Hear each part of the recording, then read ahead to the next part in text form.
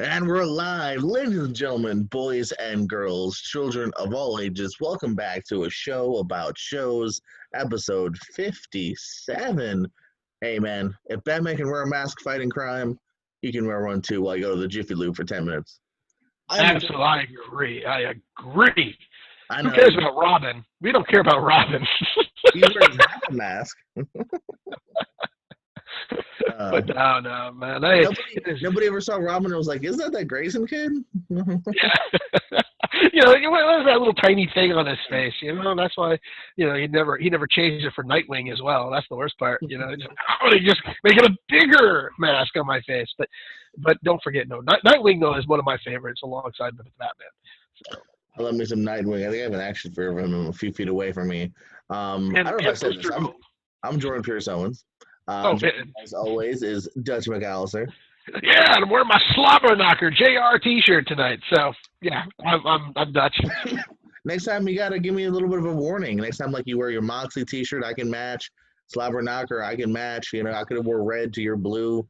We could have wore Crush Brothers T-shirt. We'll wear Crushes next week. How's that? Don't I have yours? No, well, you don't have the same one. It's just you're the bad guy. I'm the bad guy. You're the good guy. You're the purple. I'm the black. You gave it to me though. Yeah, you should have it. I know, but I'm saying you don't have one. So how could you do it? Oh, I have another one. Oh, okay. Why do you have another one? Because I like the fabric that I bought. Okay, look, this is for another show. Okay, yes, I enjoy fabric for some shirts. Some shirts were a little stiff. That one was a little stiff, so I got this one for fabric-wise. So yes, take that. All right, well, we got a fun show for you. As you can maybe tell from my background, we're going to rank the top 10 films of 1988, which is actually a pretty decent year. This is a 10 that I like all 10 of mine. And we're also going to go over some recent reviews and, of course, some news and notables. Absolutely. I can't wait for the news and notables. But, I'll be honest, 1998 was a tough year for me. I have some honorable mentions, but I'm very comfortable with my list as it is. It's 1988, so I hope you're not doing 98. No, 1988. I'm sorry. 98, I don't remember much, but 88, it feels as if I was a baptism by fire as a kid. Well, I was negative too, so I don't remember it, but I've seen some films from that time. Yeah, like I said, I think it's a good year. 98 is actually a really good year too, by the way. We'll do that one next week, maybe. Why not? We'll stay in the eights. But the first one, let me kick it off here for you real quick. The first movie we're going to talk about, it sounds like it was on the Peacock Network. It's called Psych 2, Lassie Come Home, after Santa Barbara Police Chief Carlton Lassiter is ambushed and left for dead. Sean and Gus return to help him and find themselves embroiled in a case involving the personal, the professional, and even the supernatural. This has James Roday, Dooley, is it Dool or Dooley? Dooley, maybe? Dooley Hill, Timothy Odmondson, Maggie Lawson, Corbin Bernstein, Sarah Chalk, and Joel McHale. It seems like Joel McHale's popping up everywhere lately. Don't you believe that? He's a busy dude. He's even on a lot of those game shows. He just has a good super agent running around. Give me whatever I got. I want to be on them 24/7. But I've seen him on at least 3 game shows recently. And he's on that Supergirl, the Stargirl show, briefly. But they bring up his picture up every week, so he still shows up. So how did you like this? Because I'm into the Psych series. You're in the Psych series, and this is on the Peacock Network, if I'm not mistaken. Yeah, I believe this one did go direct to Peacock. They had after the series ended, they did a return movie a couple of years back on USA. It's always fun just kind of catching up with these characters here. Some great chemistry, broship between Roday and Dooley. I've done a little bit of YouTube watching, and it does seem like the whole cast truly does get along here. So it's always fun to see them return. Corbin Bernsen as the dad. There's a great moment between Bernsen and his son Roday that I thought was really good. I like this more than the first movie too, because the first one, I don't know, I just kind of felt it was a little bogged down by trying to get too many cameos, and just I didn't find it that funny or touching. I just thought it was kind of fine. This one I liked a little bit more here. I thought it has some nice moments of kind of brevity. There's a really cool backstory too with the boss, Timothy O. Munson. You saw the show, so you know who I'm talking about. The cop that always kind of doesn't believe him. Yeah. So in real life, he suffered a major stroke. It's why, if you remember in the first movie, he's in it for like a minute, like they FaceTime call him. Oh, And, okay. and he's not in it very much, which at the time I had no idea what the stroke, because I remember thinking like, oh, that's weird that he must have been busy. Why wasn't he in this more? But no, in real life, he suffered a stroke. There's a really good Larry King interview with him, actually, if you want to see a little bit more about that. And they play this into this series here. It opens up with him getting shot multiple times and nearly dying, and then it's about him in the recovery home, and he's trying to convince James and Dulea that like something's going on here. I'm not crazy. I'm not weak or on drugs. Like, trust me, please. And but whether or not is he seeing things, is he not? Is there supernatural going on? Who knows? So, and that's where Joel McHale actually comes into play. There's some flashbacks where he's actually Timothy's father. Oh, And okay. there's a moment towards the end where Psych will actually make you tear up a little bit too here. With Timothy, I won't spoil it. I saw it coming once they got to the end, and they did it, but they did it so well. Uh, and so yeah, I just it's nothing blow away great, and I do think I definitely kind of feel like this is something that you kind of have to know these characters to a degree. I think you can like it if you haven't, but it will be way more. You'll be way more attached to the story here if you know already a little bit going in here. And I can see definitely this being something that we'll see. Kind of like back in the day, they'd always do these TV movies. I think we'll see this probably for a little while to come. Have these two team up. They even drop a joke about James Roday's on that Million Little Things show, right? Yeah, yeah, absolutely. They mentioned This Is Us, and he goes, there's a way better version on ABC. Which I thought was a funny little wink and nod there. So I had a good time. Like I said, there's some things with the story that I don't kind of like the last one. They're very simple but fun. I'm gonna give it 3.5. It's worth checking out, especially if you're a fan. As it's a fun TV movie, fun little reunion. It sounded like it was a little bit more plotted out than the other movie they came out with on I USA. thought so. I thought so. I was a So little more. maybe, I was more invested than the last one. well, see, that sounds good. So if I think I may be able to see the Peacock Network somewhere, but I'll give it a shot if I find it somewhere. By the way, the cool thing about Peacock, for anyone wondering out there, you can do it for free. This is one that there's kind of like Hulu back in the day. If you don't mind a little bit of commercials, it's free. Mhm. Just give them your email. So it's really not an abundance. I remember not being bothered, and commercials do bother me. So I remember the free version. It's good enough. Oh, okay. But can I get that Psych thing you believe on Psych 2 on the free Porsche? Okay. Yeah, I think the only thing there's some like other things that aren't Peacock originals maybe, but everything Peacock originals, yeah, the free will get you everything Peacock. The new David Schwimmer show, this, Oh, okay. yeah. Oh, okay. Perfect. You know what? Let's talk a little bit of money. You want to talk some money? Oh yeah, my turn now. I forgot. Oh yeah, I do want to know about this.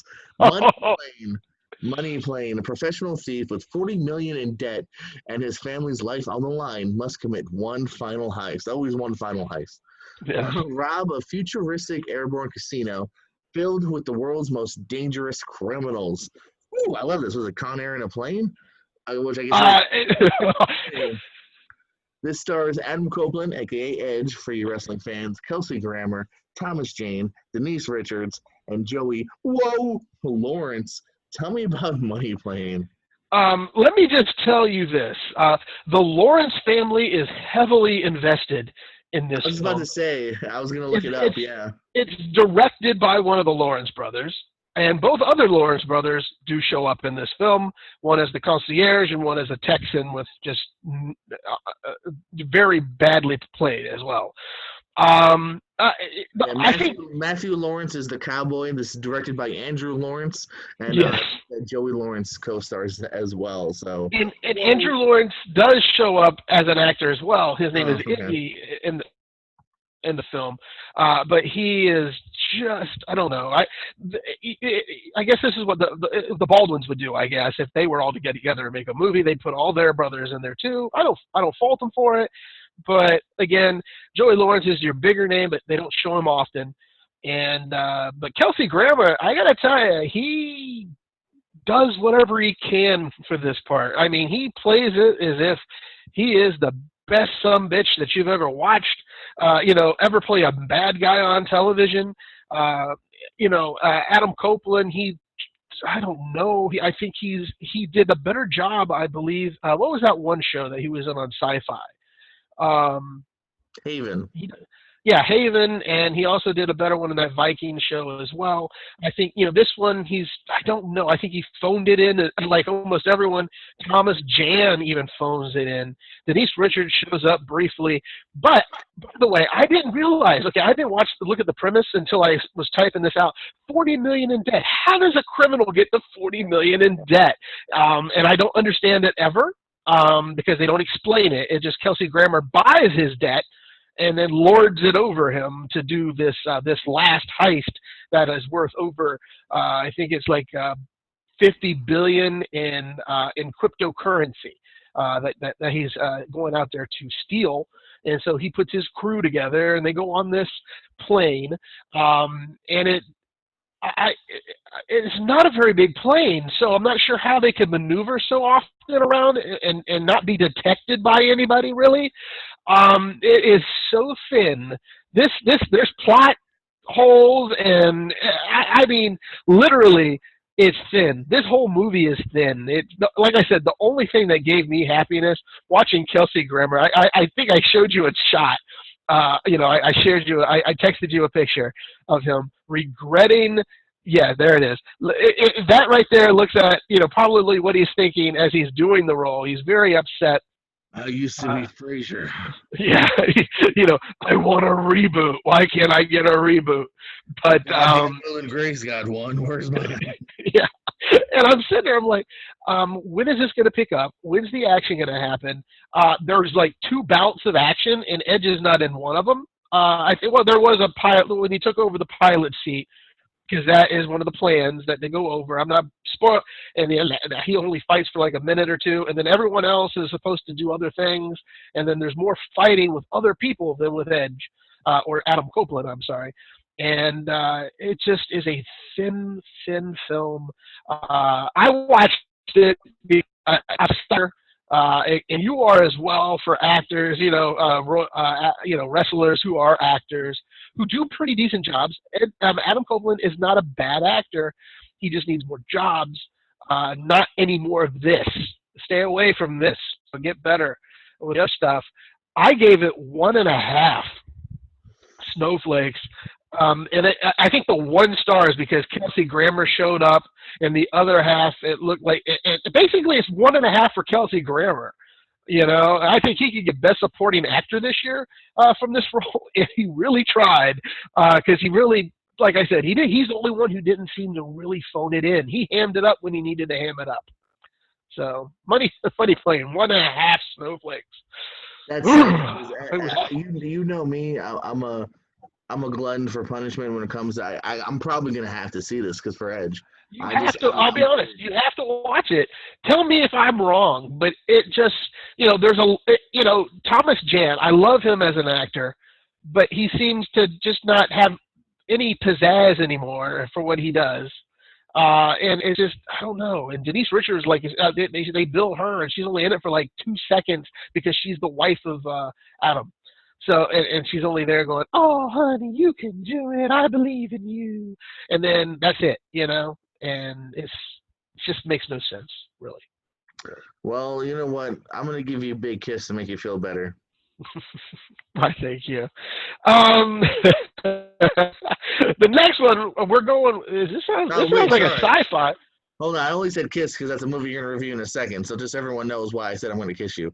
Oh, no, did you not look at the redone notes? That's what I'm saying. I made the wrong transition.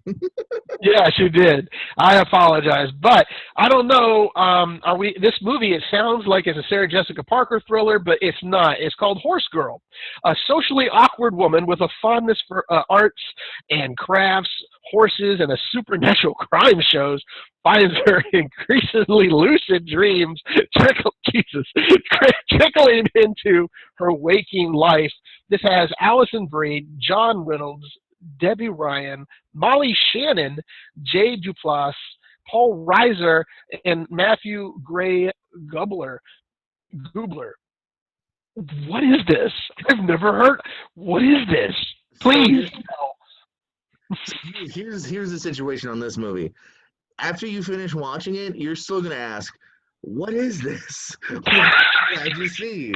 This thing is an odd one. It starts kind of odd, it gets odder, it ends oddest. I don't know if that's a word, but it's yeah. This is an odd one, man. Like I'm not gonna give it a great score, but at the same time, I kind of want to applaud like trying something different here. But it's just it was way too slow. In the end, you need like a whole map to really explain like time jumps and this means that, which meant this, and oh, this is the first shot to the last shot, and this last shot to the middle shot, and the middle shot never existed, but maybe it was in her head, and Oh, so geez. yeah, it's just it's an odd one here. I mean, Alison Brie does her best here. She's a really good actress. Like she kind of elevates something that otherwise I don't know if I would have stayed for the whole hour and a half or however long this is because it's extremely kind of slow, and then even when it gets weird, it's I don't know.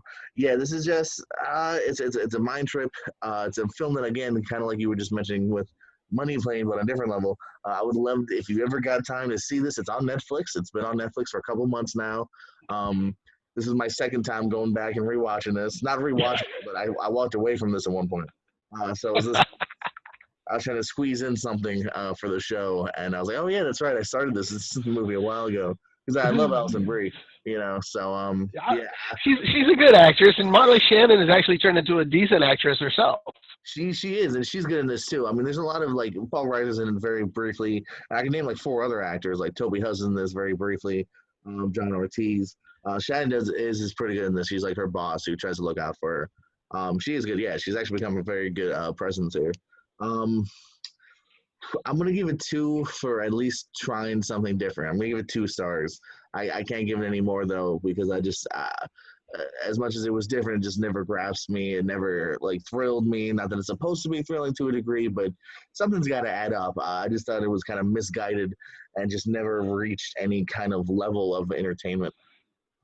Oh, okay. So it's on Netflix, so I can watch it. So that it sounds like it's a chore, but I will go through that chore no It's matter not what. a horrible chore. It's definitely not gonna. You're gonna at least be in it for the long haul. Like you're gonna look at your watch maybe a little bit, but you're not gonna be terribly like when is this gonna wrap up like that crime movie, American Crime Story, or whatever. Oh, okay, okay. I will give it a shot. I will give it a Okay. shot. Now I'm gonna give you a big kiss because we're talking about the Kissing Booth 2. I actually watched this a little bit earlier. Well, I didn't finish it. It was in the background while I did a different podcast. You saw it though. This is the sequel to 2018's The Kissing Booth. High school senior Elle juggles a long distance relationship with her dreamy boyfriend Noah, college applications, and a new friendship with a handsome classmate that could change everything. This stars Joey King, Joel Courtney, Jacob Elordi, Molly Ringwald, Taylor Zakar Perez, and Maisie Richardson Sellers. So tell me about the most anticipated sequel of the year. Critics hate it, fans love it. I'm one who enjoys it. I don't want to say I love it nor hate it. I am pleasantly happy with it.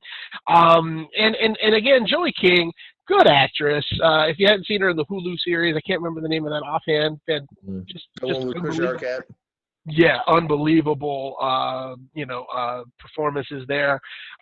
Joel Courtney and Jacob Elderoy, they reprise their role. Joel is Lee, her best friend, who is now in a full committed relationship. Joey's character Elle is with Noah still, but Noah has now moved on to Harvard after graduation. And so they are having their long distance issues, and her best friend is, like I said, dating this other girl, and she is also doesn't want to have Elle all the time up in their business because basically she's become the third wheel in the relationship, and that's putting a strain in their friendship as well. But the hunky piece of meat, I guess, that they incline is Tyler Perez, who plays Marco Pena, who we find out because what they want to do is to get this money to go to college for Elle. she enters a Dance Revolution contest. Yes, we know those pop up everywhere we go when we need money. They just pop up. But it turns out that he was the one who knocked them off the pedestal of number one in the thing, because they couldn't remember his real name, but his initials were MVP. Of course, is Mario Pena, I can't remember, Victor or something like that in the middle. But so that's when they put it together, and so they rope him into helping him, and then there's that little tiny bit of, will she or won't she cheat on Noah, or is Noah already cheating on her with a new girl by the name of Chloe, who's basically, turns out, there's a lot of things that go on in this. Again, there's a lot of balls up in the air. It lost me for the first 30 minutes, just trying to come back. But then after I settled into it, I said, okay, I'm going to just go for the ride. Let's not overthink this, because again, rom-coms are not to be overthought, people. don't think. You're supposed to remember, you just got to let the love take over. But yes, the Kissing Booth is a good show. I like the first one. I think I gave that a 3.5 or maybe 4. If I gave it a 4, the second one I'm going to give it a 3.5. But there's good news there, Owens. Are you ready, Mr. Jordan? Are you ready? No, I'm not ready, to be honest. There will be a Kissing Booth 3. They filmed it the same time they were doing Kissing Booth 2. It will be out on Netflix later next year, 2021. So as the trilogy gets wrapped up, I will be happy as well, because I will watch it as soon as it hits. So yes, I'm a big proponent of this Kissing Booth 2 movie and Kissing Booth 1. Now I'm just can't wait for number 3 now that I know it's there. And by the way, we don't have to worry about that weird age, how they wait like 2 years or so. We're going to have it right pick up, because they left it off where she has to make a few decisions. And what kind of decisions is she going to make? I don't know. I will say at least that's a smart decision. If you're going to do with a movie with kind of teenagers and kids, that do go ahead and film that third one if you're going to do it. So that's good.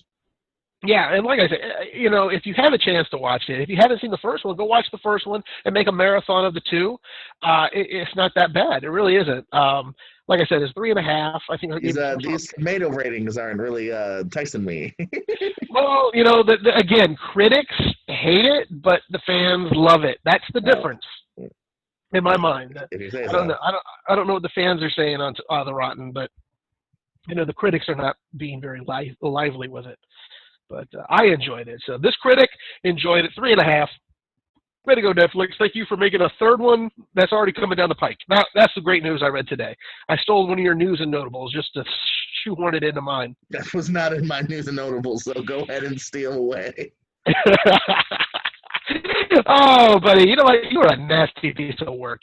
And speaking of a nasty piece of work, that's the next title that we're going to go over. That's the best segue I think I've ever done.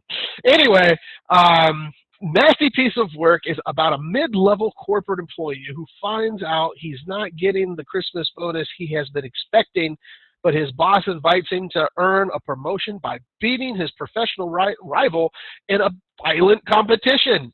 Wow, it's like National Lampoons with Fight Club. Kyle Howard, Julian Sands, Angel, how do you say that? Seraphin? And Dustin Milligan, along with Molly Hagan. Jordan, what is this? Is it almost like, because Clark Griswold didn't get his his Christmas bonus like he was hoping, and then Fight Club, it sounds like it's now turned into. So what's going on? I mean, in a way, that's a decent way to kind of explain this here, because there's definitely a dark humor here. This is not just a dark movie, but there's dark humor in this as well from the get-go here. No, this is it's on Hulu, so it is a watchable if you're interested here. The Warlock, Julian Sands, I think is a lot of fun here as the really shitty boss. And yeah, he just he one-ups these guys. It reminded me of a movie that I enjoyed a couple years ago called Cheap Thrills, actually.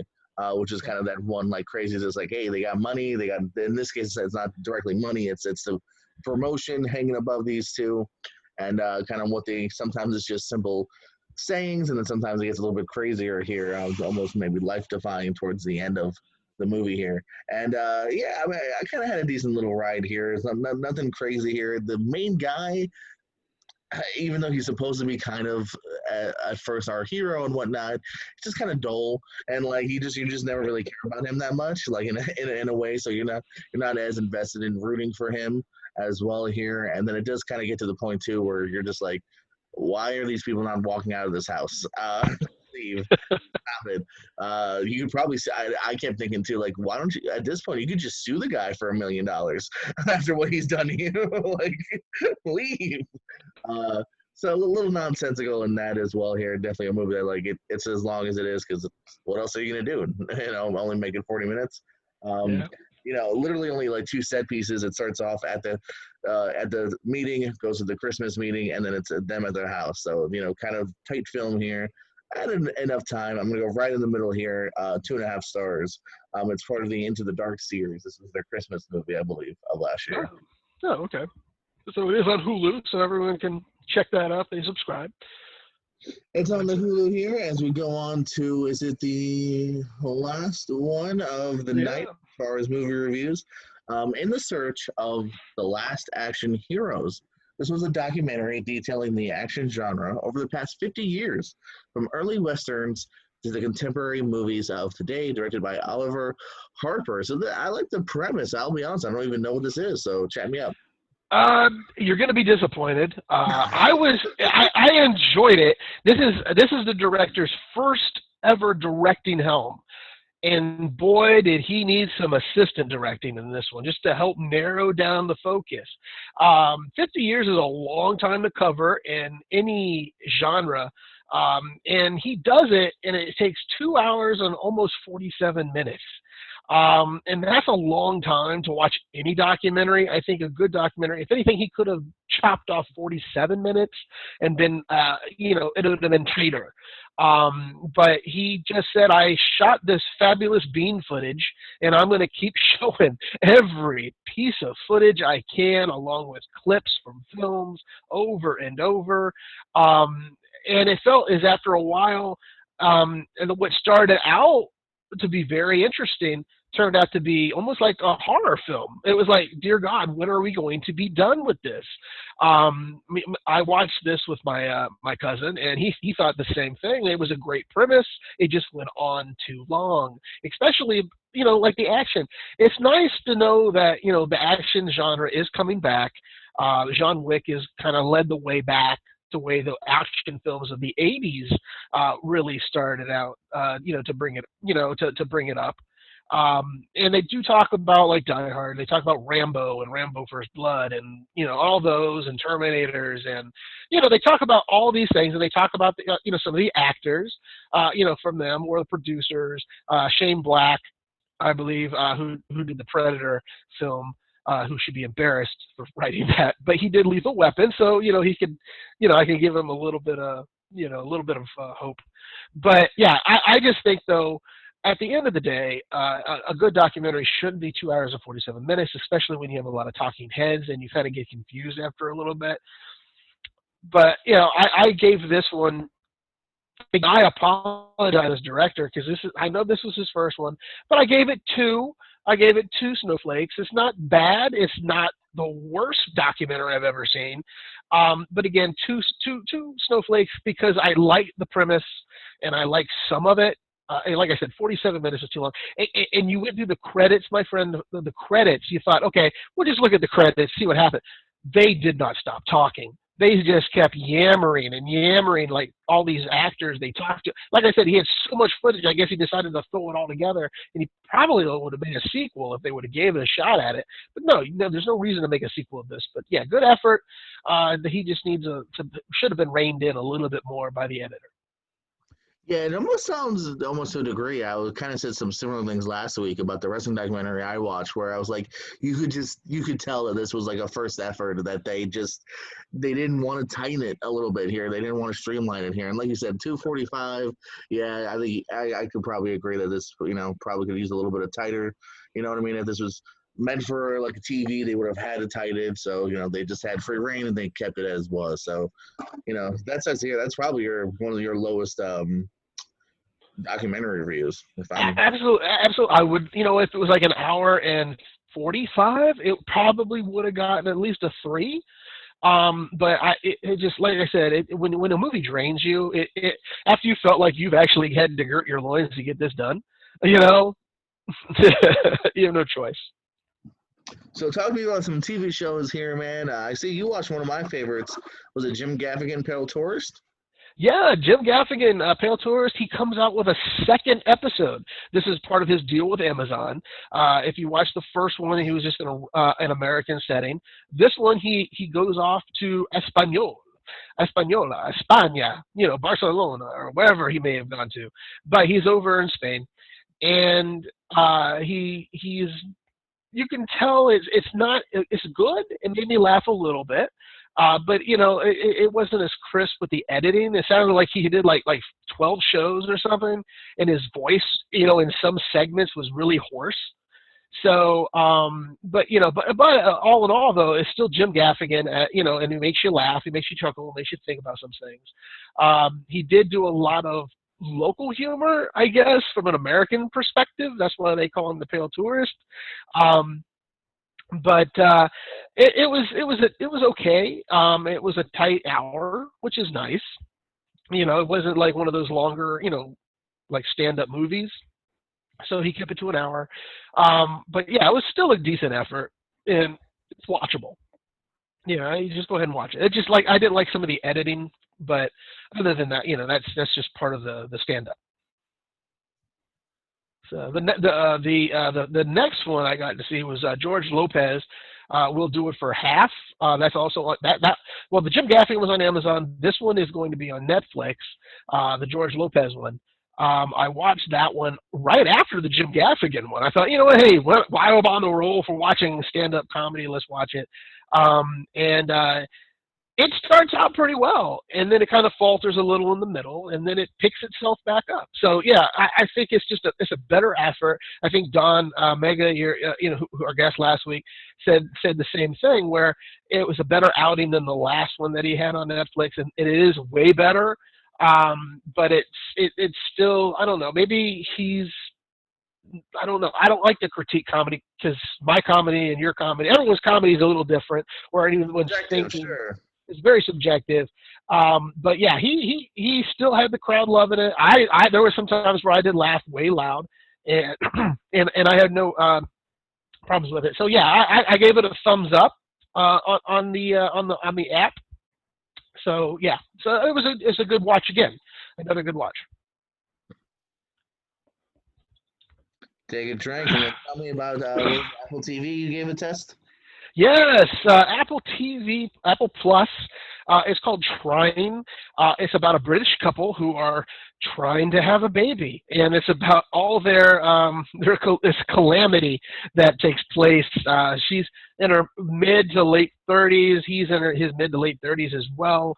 She decides she wants to have a baby. The opening scene of the first episode was hilarious. They're both on a bus, and she's like, "What day is it?"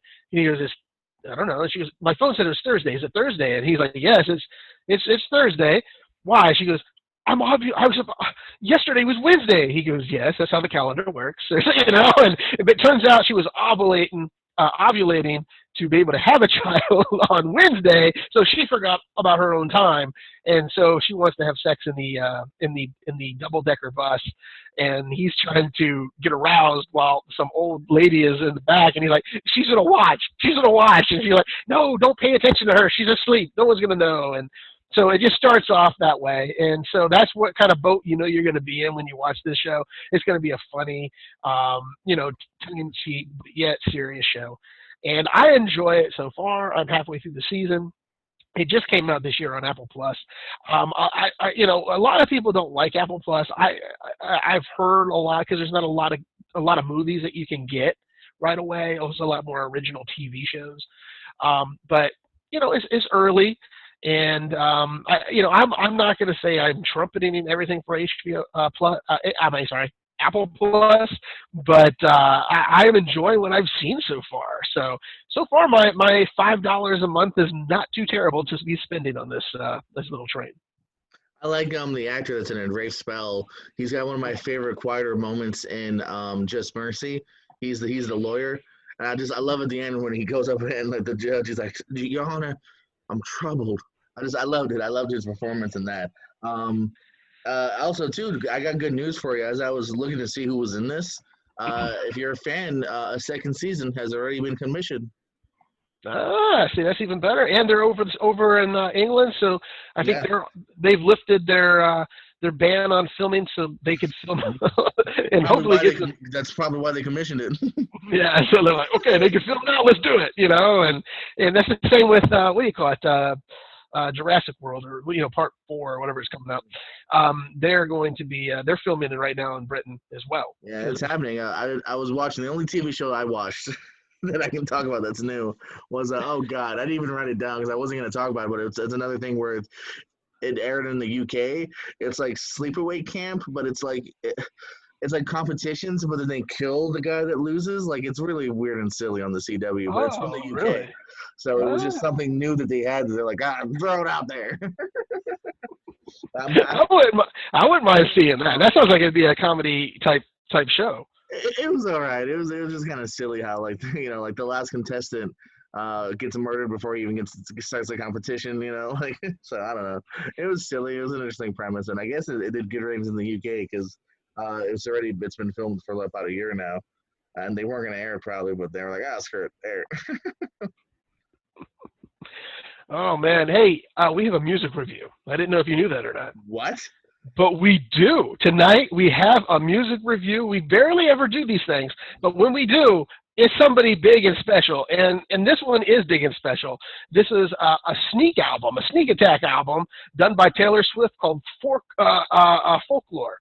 And I'm going to be honest, I was a big fan of Lover, last year's album that she put out. I gave it like 5 stars. This one is a great follow-up piece. This is more of a get your hot coffee or you get your hot cocoa and just sit there on the ledge and watch it rain type music. And it's just a beautiful work of art. I mean, from pillar to post. In this one, one of my favorite films, my films, Jesus, because we talk about so much films. But my favorite track is "Exile," which has Bon Ever, and if you don't know him, Skinny Lover, I believe that's the name of his song. On his debut in 2007. But yeah, his voice and her voice just commingle warmly on that track. Then you have a lot of just a lot of other things, little stories that she has. I think Betty is just another track 14. Betty is just another piece of a great storytelling. But yeah, all the way through, this thing kept me happy. Kept me in tune. I actually listened to this at work on the speakers. I didn't even put on my headphones. I just turned on the speakers and just let it play. And those who listened to it actually stopped and said, "Who is that?" And they go, "I go, that's Taylor Swift." They go, "No, it's not." And they just sat there and listened to maybe a song and a half. So it goes to show you that she's becoming she's more developed as an artist each and every year. Reputation, the album before, I believe, Lover, was not as crisp. And I don't know if I'm the only one that thinks that, but there's a lot of, she does a lot of pop, but there's not a lot of pop in this. Mostly piano, a little guitar. It's just a beautiful album. I gave it 4.5. Snowflakes on this one. It is just well worth the listen. And there's a couple videos as well out there as well that you can also get as to watch. So if you get a chance, go out there and listen to it. It's out there on YouTube Red or on YouTube or anywhere you could. It's Spotify. It's probably on Spotify as well. So just listen to the album. It's very well worth listening. I might try to listen to a little bit of Taylor Swift. And Cardigan. Yeah, Cardigan. That's been the second track on the album. Unbelievably good too. So, yeah. I mean, sometimes look what you made me do. Yeah, you got to listen to it, man. You got to listen to it. Trust me. You'll say, Dutch, that was the best album so far of the year. Which, by the way, guess who decided not to drop his album the same week? My friend Cayenne West. I know that's not his real name. Oh, okay. Cayenne West. Yeah, ex Kanye. But he decided not to drop his album because he knew his ass would be handed to him by Taylor Swift, and they already have a love-hate relationship, and I'm thinking it's more hate than love. But yeah, they go back for ever since the Beyonce day, where he tackled her on the MTV movie awards. So yeah, but he backed off his date, and midnight, let's just drop it. So she dropped it the same day, and he yanked it off the same day. So it's kind of funny. Oh man, but yes, Folklore, Taylor Swift's new album.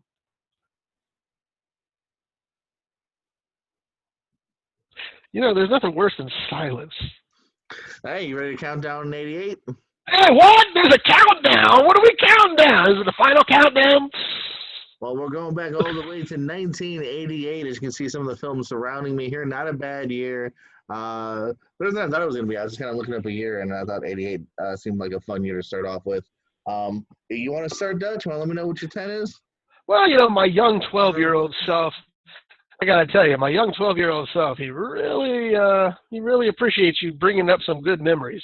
Just tell you that right there. 12-year-old Dutch running around. I got some honorable mentions, if you don't mind, just throwing these out here. I remember when I first watched this one, 8 Men Out, unbelievable story about the White Sox scandal of baseball, about them throwing the World Series. Unbelievable, and how they just they just basically ruined Shoeless Joe Jackson, and an uneducated man who's the only one who played his ass off, and and baseball just basically threw him away. Unbelievable. A Fish Called Wanda, another great film, and Dirty Rotten Scoundrels. Those are my honorable mentions. But my number 10, it's License to Drive with the two Corys. Yes, Corey Haim and Corey Feldman. Basically, they're learning to drive, and shenanigans take place. And he's going after the girl of his dreams, and they find out somebody's brother is a cat burglar. But, it was the '80s. Anything could have been crazy back then. But yeah, License to Drive, number 10 on my list. All right, man. Starting off with, I think, 4 all your honorable mentions, and that one, stuff I haven't seen. My only 2 honorable mentions, I only have 2 here because the other movies I didn't like that I've seen. Halloween 4, I think it's kind of an underrated Halloween film. That it was some fun in there. And the very weird Hell Comes to Frog Town with Rowdy Piper. I saw that. I actually saw that. It was awful. Hey, I know. I still think it's worth talking about, though. It's a weird one. My number 10 here is a movie. There's a couple movies on this list that have never had a sequel, but it's still talked about to this day as something that they might remake, follow through, sequel, whatever you want to call it. My number 10 is Twins.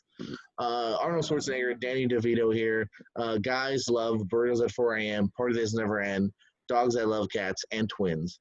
And I love Twins as well here. It's a really funny film. This was followed up, of course, kind of the faux sequel of, what was it, Junior? Yeah. Which is not that good. It has its moments, but Twins is really good. Some fun chemistry between these two. Makes you yearn for the days of pump, likable Arnold, and really fun Danny DeVito as well here. So that's my number 10.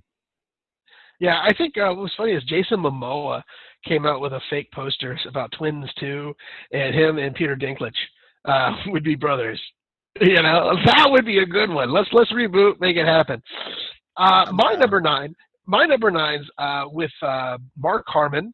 I believe he was somebody. I can't remember what year he was.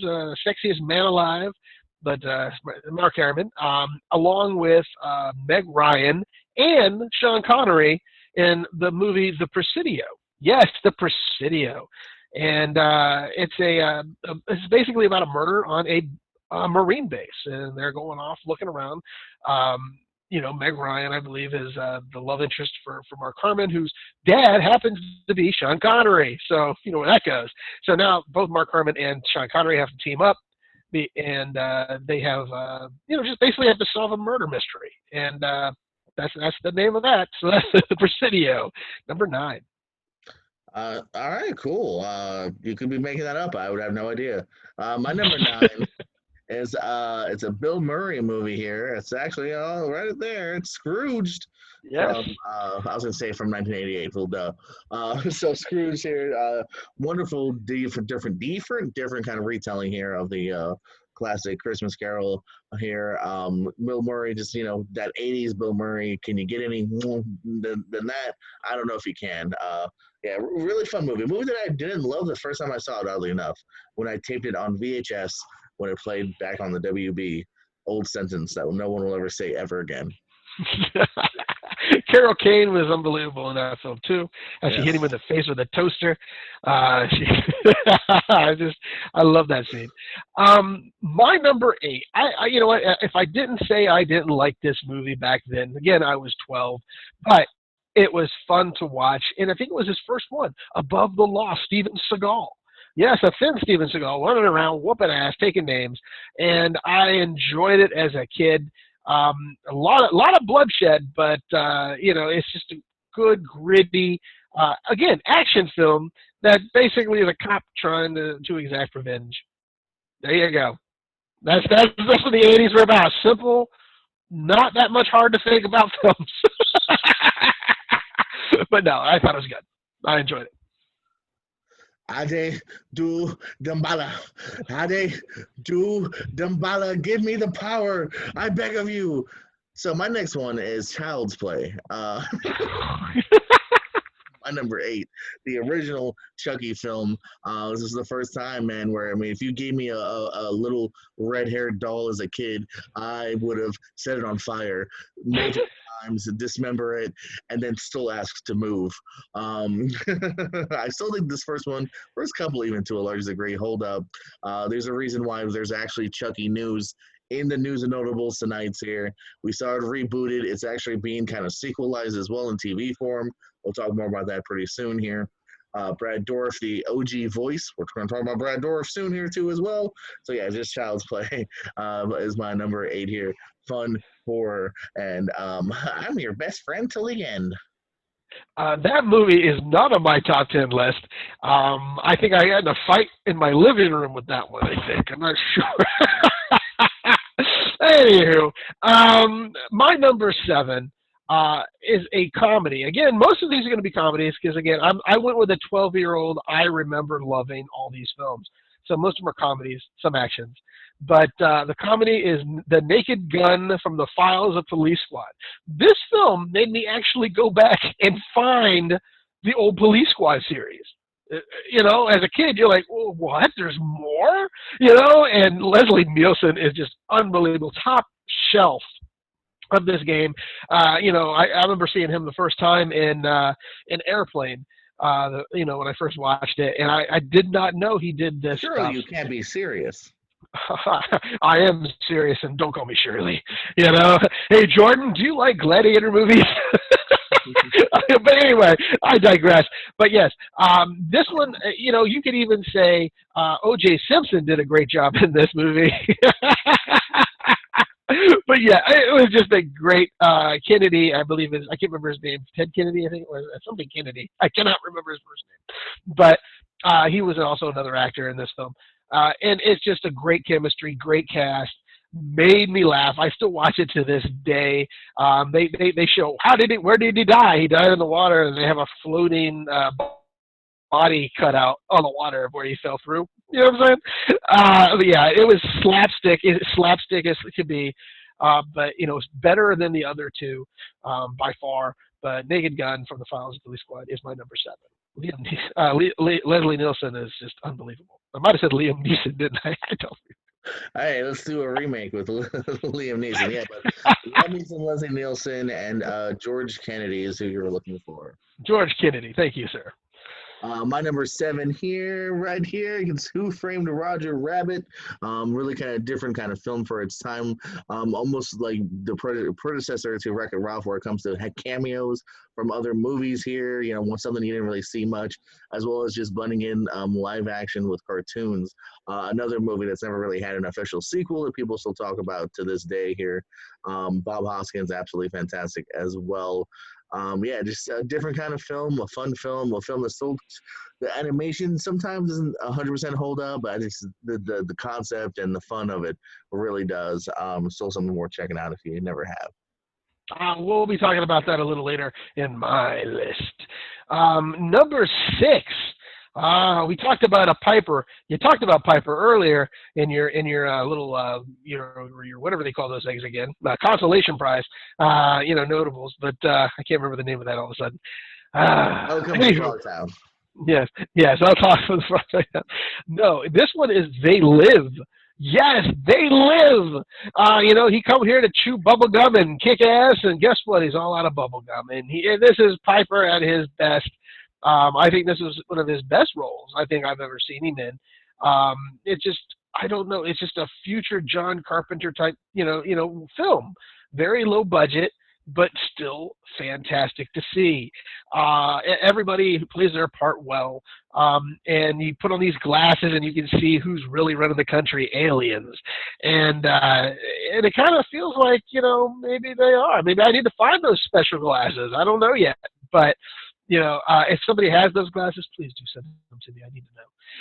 But yeah, it's I look great. Don't think I don't. But yeah, it is just a good film. I loved it. I just rewatched it probably less than a month ago, and I still love it to this day. So yes, They Live, Rowdy Piper. Speaking of, you mentioned before you're going to talk about one of my films. I'm going to talk about one of your films now. My number 6 is The Naked Gun, man. Love it. It's the OG, maybe not the OG, but it's the king of what is it? Is it spoof or what exactly you call the kind of humor that they're going for? Where it's just very on the nose and like parody films or kind of, yeah, man. Just the humor in this. It's nonstop. Sight gags galore. It's so much fun for almost any age here. As you said, there's a reason why Leslie Nielsen is so missed, because just he was the king of it, being the straight man in these crazy, goofy surroundings here. A TV show that I kind of tried doing it was Angie Tribeca. I thought they did a good job about it recently. Rashida Jones. I felt it was very much an homage to this. So, yeah, Naked Gun, which in fact I've never seen the TV show. That was something I don't think I knew about till years later. Yeah.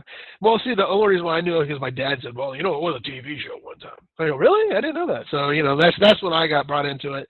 But yeah, I still remember one Psych gag. It was like, yeah, and they did this later with, I think, maybe Deuce Bigelow, where you go, they had that tall guy, who's the coroner in the film. Then they go, you missed something over there. He was eating this, and all of a sudden you drop, half a sandwich comes down, because he's eating like a huge sandwich, and then that comes down. But they did that with Deuce Bigelow, where she did, you missed something right here, and like that big banana falls or something like that. I can't remember. But everyone pays homage to that series, I believe, just a little bit here and there. My number 5, we did talk about it. Like I said, it was not going to go very far, but it got to the point of number 5, and that's Who Framed Roger Rabbit. My goodness, Christopher Lloyd, Bob Haskins, the voice of Catherine Turner, I believe, as Jessica Rabbit. Who didn't have a crush on Jessica Rabbit? I did. I know I did as a kid. I was like, woo! Look at Jessica Rabbit. Between Jessica Rabbit and the rabbit from Space Jam, I mean, dude, talk about a confusing childhood. But yeah, bunnies. Can I just say? But you know what? Here's the deal. What I loved about this film is, one, I was 12. 2, it was just way beyond. I remember I saw so much behind the scene footage of this. I looked for anything I could find that would show me how they made this film, and it was just unbelievable how they did all this processing about, like a pipe whenever he's holding him underwater, doing the dishes. Remember when the weasels come in and and then he pulls up and he's just spits him. All it was a little, like a pipe that just spit water at Bob Haskett. There was no green screen. I don't know how they did it all, but they did it just right. And that was Mel Blanc's last film to do all the voices for the original characters, of Yosemite Sam and Elmer Fudd and all the Warner Brothers Looney Tunes that you come and love. That was all Mel Blanc, and he was such a treasure. And I'm glad that he went out doing the shotgun experience of all his characters all in one movie, and it was just unbelievable to watch. I still think it holds up. I still love The Taxi. Too bad they never did do a sequel per se, but Who Framed Roger Rabbit. If you haven't had a chance to see it, I believe it's on Disney Plus or on Hulu, one of those two formats, and you should watch it. It's just so ahead of its time during that period. Coming in at my number 5 here. Don't say 3 times or he will appear. It's Beetlejuice. Beetlejuice. I won't do it again. Again, just a great world building here. One of those fun movies too that didn't dare to be kind of on the edge a little bit here with the humor and the death and what I mean? It's a PG-13 movie here, but it definitely walks that line. Not a lot of Beetlejuice either. It's kind of like Jaws, a lot of people almost kind of rework their memories, and when you watch it, you're waiting a while for him to show up. Yeah. But another one too, following the trend of movies that just are still in the zeitgeist, still talked about to this day of what if Michael Keaton's still around, man? We can put makeup on him. Come on, so. Winona Ryder's still around. Everyone's still around in that cast. Gina Davis and Alec Baldwin. And Winona Ryder really got a lot of hopes up a few years ago on what was it, Kimmel or something, being I think it's happening, and then nothing's really much has happened since.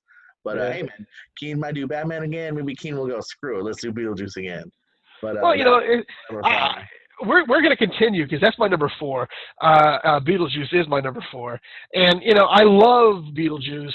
It was such a great show. And do not remember the dinner scene when they're all levitating, singing shake, shake your body right. Love it. And as they're floating, and then all of a sudden they all come down, and they're all like, "So that was just odd, wasn't it? Yeah, it was just odd." That didn't work. It didn't scare you. I would have been crapping my pants and running out if that took place. But yeah, it was such a good, delightful film. Betty Davis's last film, I believe, as well, because she played she played the lady who had the slit in her throat as she smoked. Remember in the dead waiting room or whatever it was. But yeah, she was in charge. But it was some film. It was a Michael Keaton actually said he was okay to do a sequel if he wanted to. He says, I'm in. Tim Burton's thinking, yeah, why not? So maybe you just got to get the stars more aligned for everybody to get on the same flat. And like you said, hopefully now that he's doing this Batman thing, he'll say, hey, while I'm at it, let's just do this one. It's like Eddie Murphy, doing all his hits now. So maybe Keaton will do his hits too. Awesome. So that was your 4. So let's go to my 4. And you've talked about it already, man. Put your sunglasses back on. We're talking They Live. I'm stupid me. I totally have a shirt. It's a gray shirt like this. That totally is the kick-ass chew bubblegum. It has got sunglasses on it here. I even have owned, I might still have pieces, although they're probably expired, of Roddy Piper bubblegum. That was in this house at one point as well. So yeah, it's a really fun, unique premise here. One of the greatest fight scenes too between Piper and Keith David that lasts 17 minutes? I don't know, 12 minutes, something like that. In the alley, right? The alley. In the alley. Just it is it's a fight, and it's just them just kicking the shit out of each other, but somehow not boring, a fun fight. It's a unique, fun sci-fi movie of its time. Like I said, you still see, that face when he puts the glasses on. You still see that image everywhere on T-shirts and whatnot here. And sadly, obviously, that's one we'll never get, a sequel as far as Piper wise, because unfortunately he passed. Also, I've said before on the wrestling podcast, one of the greatest people personality-wise I ever met was Roddy Piper. He was so friggin' cool to everybody here, man. Not looking for any money, just after one of his comedy shows would stay for everybody, every crew member, every fan that wanted to talk to him. And just in general, too, going back to the movie, great movie here. So I'm glad you had it. Glad I have it. They Live, number 4. Speaking a little bit more of They Live, this is a little offshoot to what we watch as well, wrestling. Do you think the Goldust match that he had with Piper, do you think they took some of that scenes from They Live and did that? And I haven't watched that match again. I should, just to see it. I was gonna say, because I was swear to God, I was gonna say it almost reminded me of his match with Goldust, but I was like, oh, that's too obscure for anyone on this movie show that's not a wrestling fan. But I don't know, maybe just because it definitely reminded me of the fact of they were in a parking lot, Yeah. having a brawl, like, because that's the epitome of it. That's the best word for it was a brawl. So yeah, maybe that might be. It'd be fun to watch them back to back and see if they picked up anything. Yeah, see, I'm gonna have to find. We'll talk more about that one because I want to find it. Then if that's the case. 1996. 1996. When was that? SummerSlam. But Mania. Oh, okay. Okay. My number 3. I just spoke about him. Eddie Murphy, Coming to America. Oh, say can we see? We're all coming to America. And I have so many fond memories of this film. This movie. I watched it in a hotel room when I was 12, of course, and it was on the pay-per-view in the hotel room. And I remember, me and my cousin, they just said, entertain yourselves in this hotel. We did. We watched it like 8 times, so it was like $80 to watch this movie. We didn't realize that you couldn't watch it more than once. I thought you bought it once, you could watch it as many times as you want. We just kept doing it and watching it. And then they got the bill. The parents got the bill for it. They're like, $80, what's going on? But we were so enthralled with this film. Made me laugh. Eddie Murphy is this is way before, he did the Nutty Professor parts, before he started doing all these other parts in his films. He did a ton of parts in this. Arsenio Hall did a lot of parts. I love the McDowells with Louis Anderson as well. So this film, it was Eric LaSalle with Soul Glow. Every part of it is just such great comedic work, and I love the homage to Mortimer and Randolph, as well, as he gives them money, homeless people he thinks are, he's like, we're back in business. I'm still not talking to you, I love it. It's just another good piece of work. And Eddie Murphy, we know he's coming out with a sequel. We just don't know when that sequel will drop now, but Coming to America is my number 3. Very good. I have a similar story too about not knowing the hotel was charging me for more than one view. So yeah, they get you, man, because they were not very upfront about it. If it had said like to watch again for another $10, it just replayed, and I was like, all right. My note wasn't worth it. It was Mr. Brooks with Kevin Costner. So, I'm so sorry. I really felt the pain of having to pay for that again. I just realized too, another weird side note. I didn't realize there's a butt above me, and so sorry for anyone that doesn't want nudity. Is there a butt above you? I didn't even know. Totally a butt. That is totally a butt. Where? My finger? Where? On my finger. I do not see that. I do not see that. I do not see it. What do you see in a butt? I don't know what that is. It looks like something, but it's not a butt. It's okay. I just looked at this. It's a butt. If it doesn't look like a butt to you, good. It's a butt. Yeah, I don't see it as a butt, so we're good. Okay, good. But what's your number 3? Well, it's not, I don't even know what movie that's from in 1988. I'm trying to figure it out, but I can't figure it either. So don't worry. My number 3. I think we've talked about it before because I think he had his own episode on this, and that's T. Hanks. Tom Hanks is big.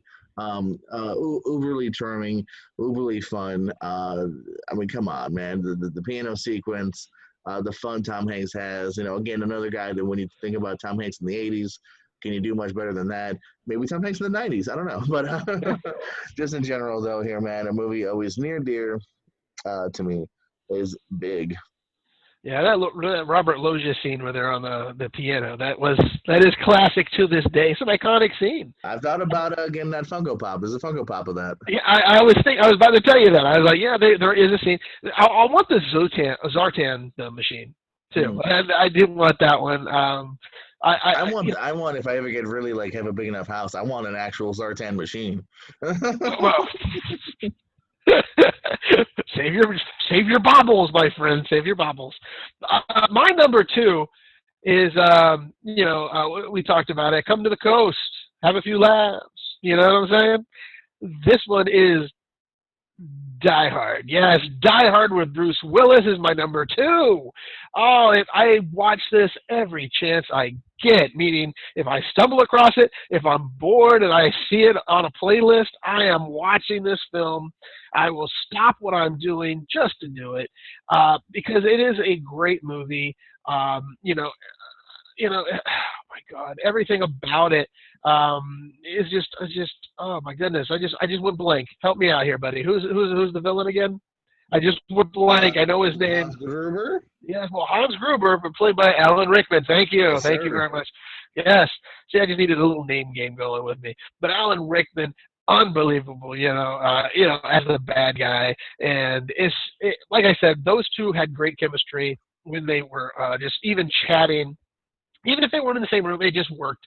And I just felt that Mr. Winslow, poor Carl, couldn't buy his Twinkies in peace.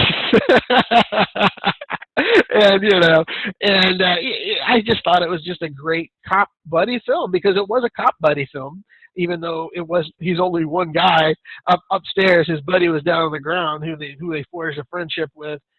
It's just a good film, action-packed. It's what the 80s were for action-packed films.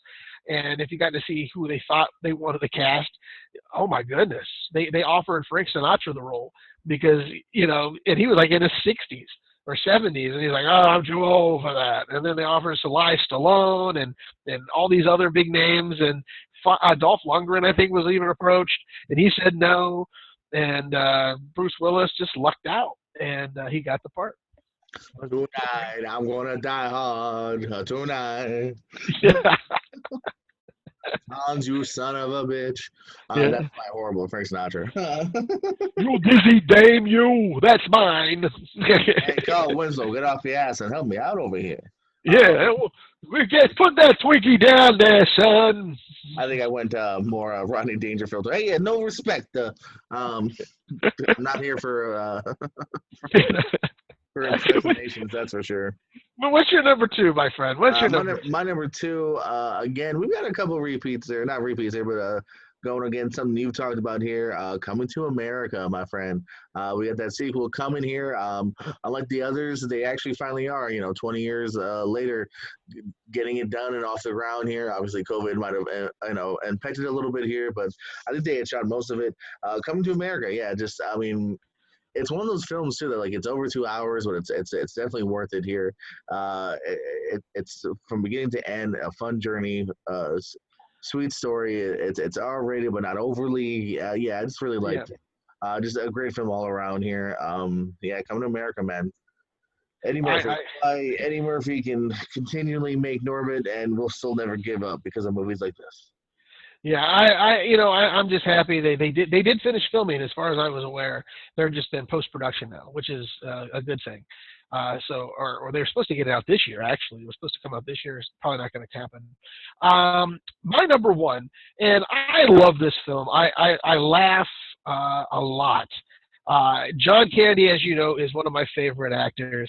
And Dan Aykroyd is another classic actor for comedy. And it's The Great Outdoors. Yes, The Great Outdoors is my number one film.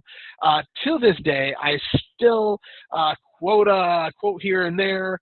I love it whenever they're eating the 96er, and he goes, okay, he's done. He won. He goes, no, he's not all done. He goes, what are you talking about? He goes, there's nothing but a lot of gristle and fat there. And the chef just looks at him with his eye and goes, "Rrr." And he goes, okay, if I could get a couple desserts down, and can you throw in a couple hats and shirts for the kids? And he goes, and then all of a sudden he comes out, and yeah, he had to down the gristle and fat and a couple desserts because everybody else got the hats and the T-shirts. That's just a great scene. Another one where, Dan Aykroyd sitting there, and John Candy's trying to scare him with his story, and he goes, "What? Look at me! I'm a couple pounds overweight. I can't take another blast of the ticker like that." It still holds up for me. It's just so good. Annette Bening's in it as well, and I think Chris Young is one of the young kids. But yeah, it to me is still funny, still makes me laugh. It's just a great timeless classic, and for some reason, oh my God, that water skiing scene is just well worth the watch. That only, if you ever get a chance to watch it, watch it. The Great Outdoors. All right, pretty cool here. My number one here is again, it's a movie you've talked about already. I'll talk about it briefly here, and that is what some call the perfect action movie. That is what is the opposite of all the other movies. Maybe a sequel too many. Number one is Die Hard.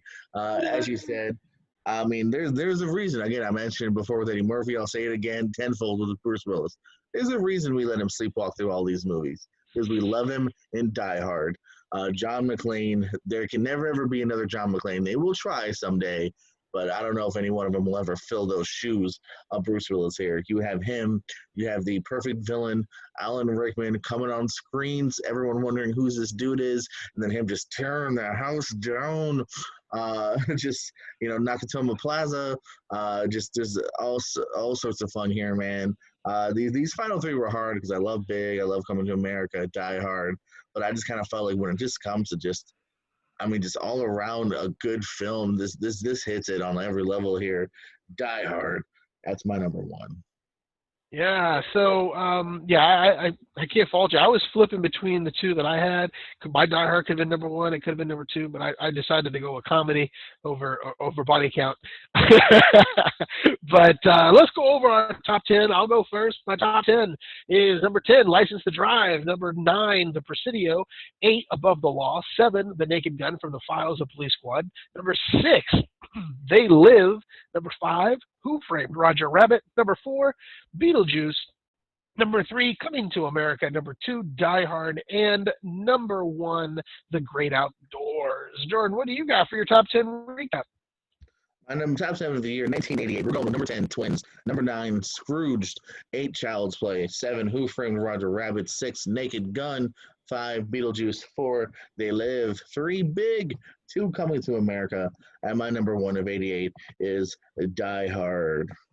Ooh, I love our list. Our lists were good this week. Again, last week was a good, tough one. This one's a good one this week. Let me ask you, man. I've never seen Great Outdoors. Should I do it? It's only $5. It's worth every penny, I think. I believe it's worth every penny. If you want to do it, do it. Pull that trigger. I'm I can let you borrow it. It's in my stuff. Even but again, better. you already own like 4 of my other ones. So yeah. Let me know. I'm done with Goonies. You're done with volunteers? You got the volunteers? I don't think I ever let you have the 16 Candles because I've never let that out of my house because I know I'll never see that, even though I own it on digital.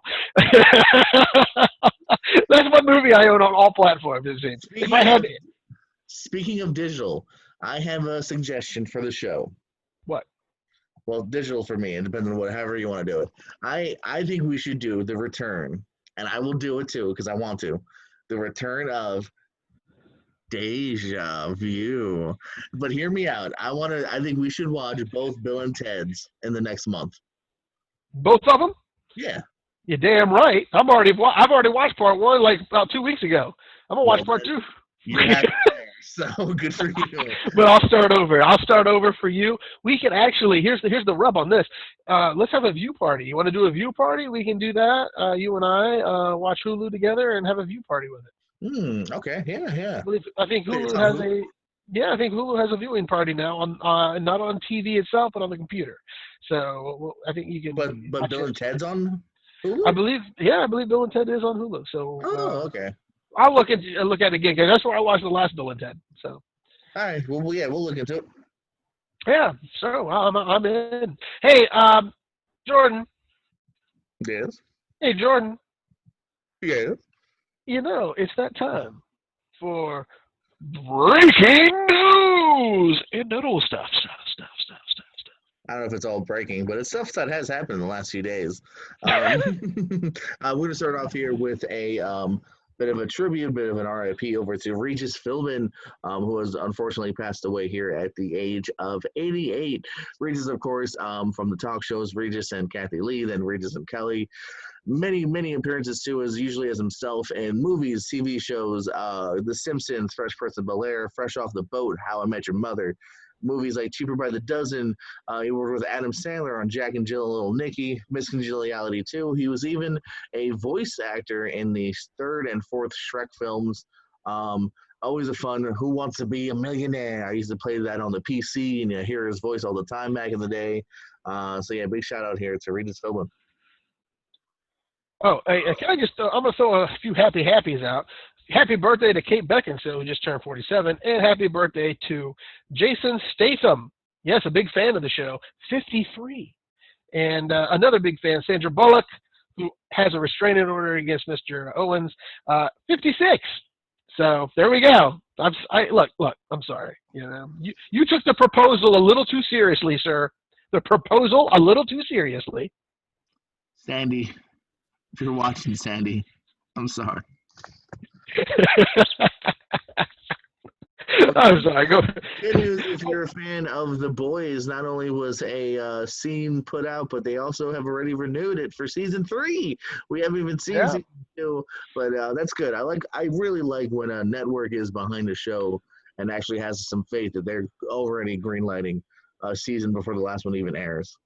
Also, let's give a good, quiet remembrance to Olivia de Havilland, who died just recently. She was one of the only surviving members of the original Gone with the Wind, and she was just a great actress other than that film as well. But she was 104.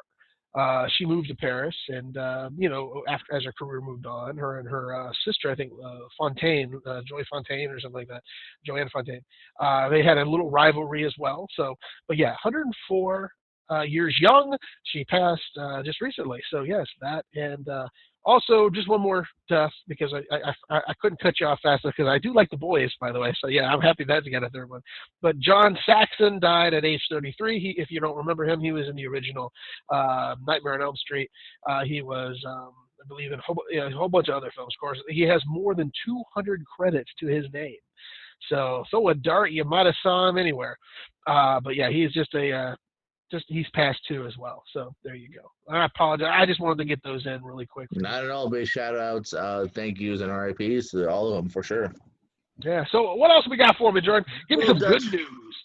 Well, I don't have good news off the top here, but I do have a question for you. You got your dancing shoes on? I've always got my dancing shoes on because for you. In what is becoming a weekly segment here, it's called the Schedule Shuffle Time. More shuffled around once again in Hollywood, including now movies that are just not even giving us dates. They're just saying, it'll come out when it comes out. Mulan, its most recent date was August 21st. They're now just saying, it's unset. They're not giving us any date. They're not even trying to put a date out. The French Dispatch, which I was looking forward to, from October 16th to unset. They're not even going to give a date for that yet either. All the Avatars have been shoveled now a year back, so we were going to see Avatar 2 December of 2021. Now it's December 2022, which means Avatars 3, 4, and 5 will all do the same. Star Wars, we were supposed to get a new Star Wars film in December of 22. That's now December of 2023, so another 3 years till we see Star Wars, if things get better. And that actually gives now a 2-year gap, because the next one after that would have been 2024, and now it's 2025, followed by what was 2026 to 2027. And those are all untitled. We don't know if they're prequels, sequels, or what. And Tenet also has been now just no longer given a date, and they're just saying, when things are better. They are very firm now, it seems still so far, that Tenet is a theater movie.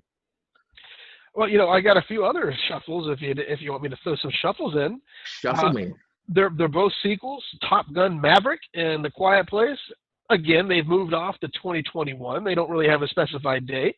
And they've delayed the sequel to Spider-Man. The new Spider-Man coming out from Far From Home sequel, it's been delayed till December 2021 as well. So another film been pushed backwards. It's supposed to have a November release. Is now they said they're going for December 17th. They actually that's one date they actually do have solid. But the other ones, like you said, they don't. Everyone just keeps doing the five knuckle shuffle and just moving them down the line, and yeah, we just doing what we got to do. You Well, know. we're talking about Deja Vu. That is the kind of good news here is Bill and Ted Face the Music has now been moved to VOD September 1st, and whatever theaters are out there, they said as well, for the Can't wait. 4th drive. But yeah, VOD September 1st. So are we gonna have a watch party at my place? Because God bless America, I'm buying. I don't care. I'm Actually, buying. yes, because that movie will probably be $20. So yes. You know what? I would pay 40. That's how bad I am.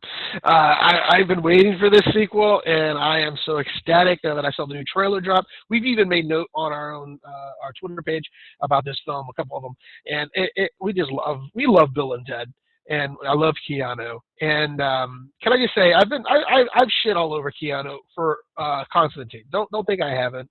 I've said it a lot.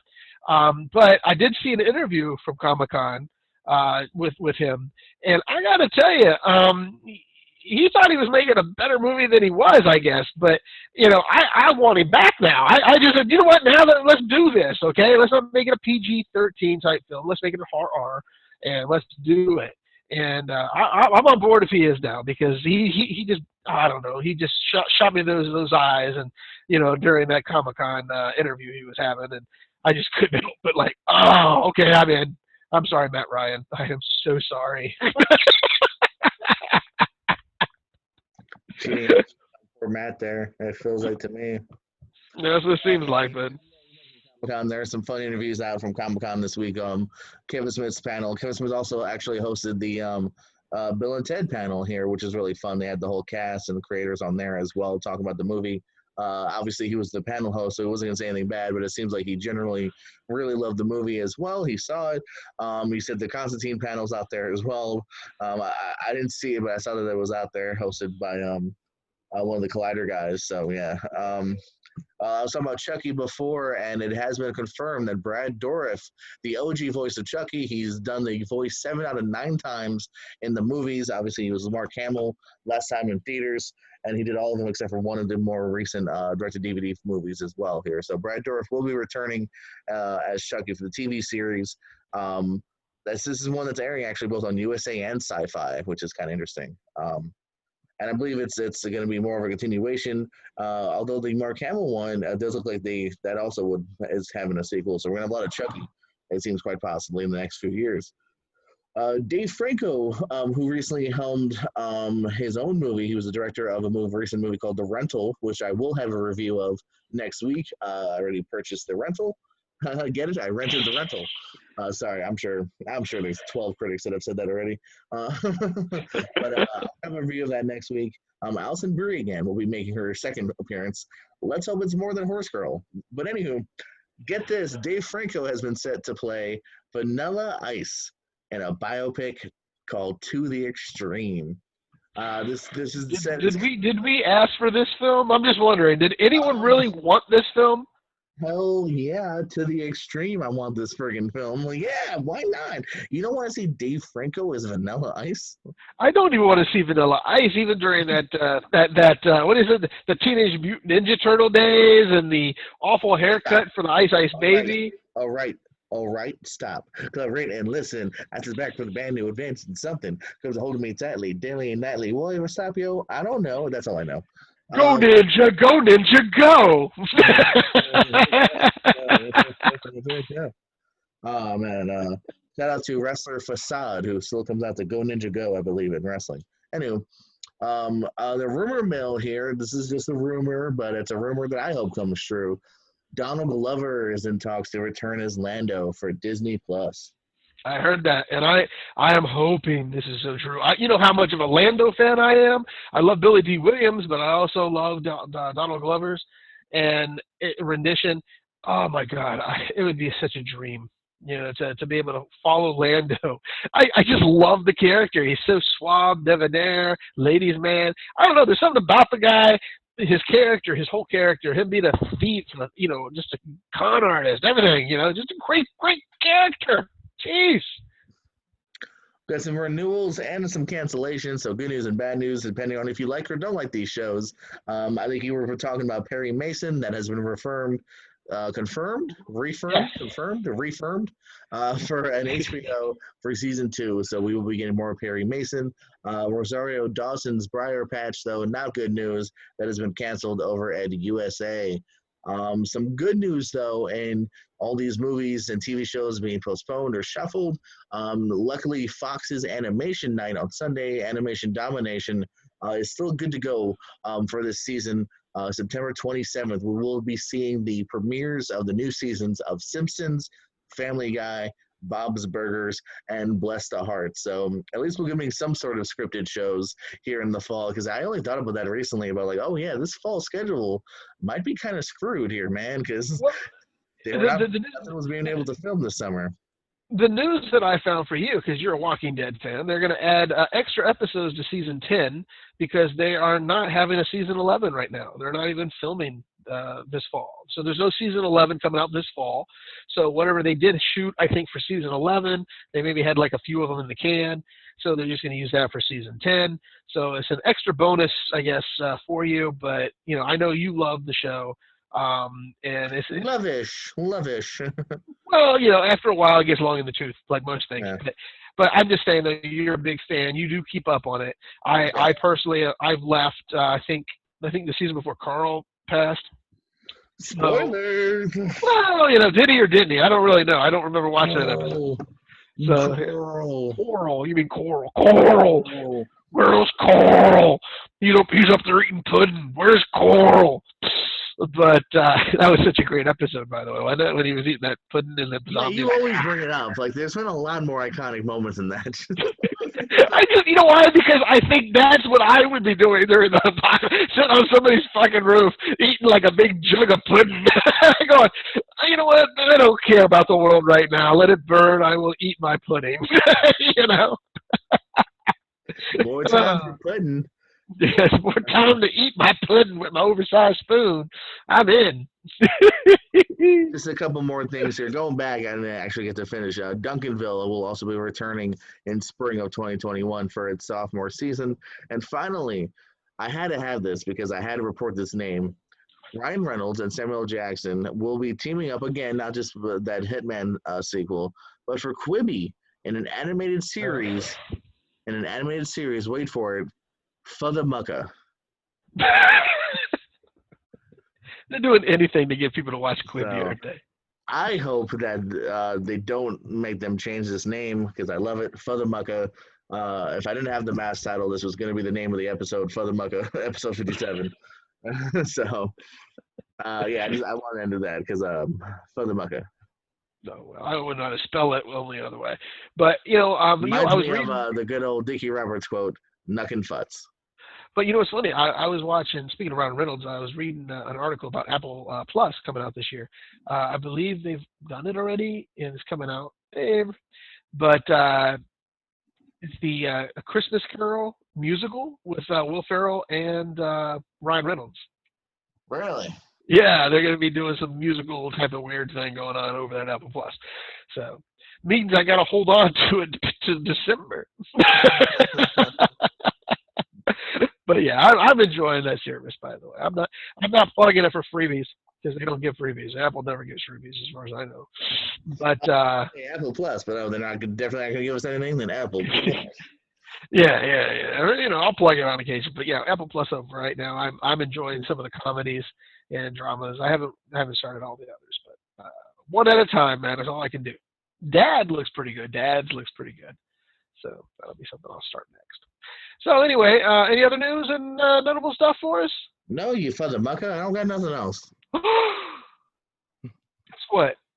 I heard that we just got canceled for vulgarity. What? No, I said Fuddamucka, you motherfuckers. Oh! So they just said that we, as you said last week, we got renewed for episode 58. See, we're on an episode by episode basis. Who our overlords are? Who are our overlords? We do not know, but they just up us just for the one more episode. I'm okay with that. It's as long as we have Wi-Fi connections. That's who cancels us. And I've had a couple scares at my Wi-Fi. Yeah, I know. Once this week and once last week. Was it last week, right? So we Yeah. watched. Yeah. So yeah. So boy, oh boy, the world's coming to an end when you lose Wi-Fi. I tell you what. You got nothing. You got no internet. You only got cats to pet like some evil Bond villain. One message, Dutch. If you want to see Antarctica above sea level, you will wire me $1,000. I know it's pretty low. I don't need much. Well, I know Mr. Bloomfield. You're pretty good at it, but I don't have 1,000. Maybe I can give you $1. Will that help? I want an Arby's gift card, no less than $15. Deal. I'm in. I heard they have the meats, according to Ving Rhames. I love Ving Rhames. Next week on Show About Shows, Top 10 Ving Rhames. Oh, let's do it. You want to do it? Top 10 Ving Rhames films? Why not? We could look it up, sure. I don't know. There's probably about 5. We've done top 10s on lesser subjects before. I know Cameron Diaz. Remember that one? Oof. At least he started movies. Like, this is going to be all movies he hasn't starred in, probably. And now Pronounce You Chuck and Larry might finally make a top 10. And don't forget all those other Mission Impossible films. Yeah, that's probably going to be number 1. I could be wrong. Pulp Fiction. I don't know.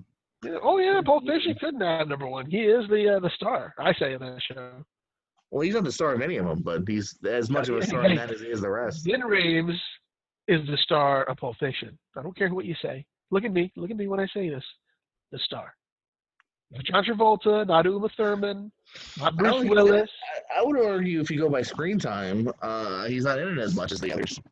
But when he owns the screen. I'm going to get Ian Medieval on them. Plus, he does have the meats, so, let's not. Yeah, he got the meats in that scene, too. Anyway, brother, it's been a great show again. Episode 57. Batman can wear a mask, you can too. And that's a subtle thing of saying wear a mask. It's the law. And in our hometown, anyway. What are you talking about? It is a written law now in our town. So yes, you have to wear a mask. Oh well, I hope more than just our town's watching this. I mean, they're not. Well, I'm just saying, if anybody ain't wearing a mask, you should do it because there's a lot of cool ones out there. I just ordered 5 new ones, so I'm in for the long haul with these masks, buddy. Oh, Dave. Mask. Yeah, look at Dave. He wears a mask. He wears a mask. Somebody's crotch area is what he wears as a mask. God, get that off the screen. Golly. I'm disappointed. Dutch McAllister. This is JPO saying thanks for watching the Show About Shows. Go watch the shows. Yeah.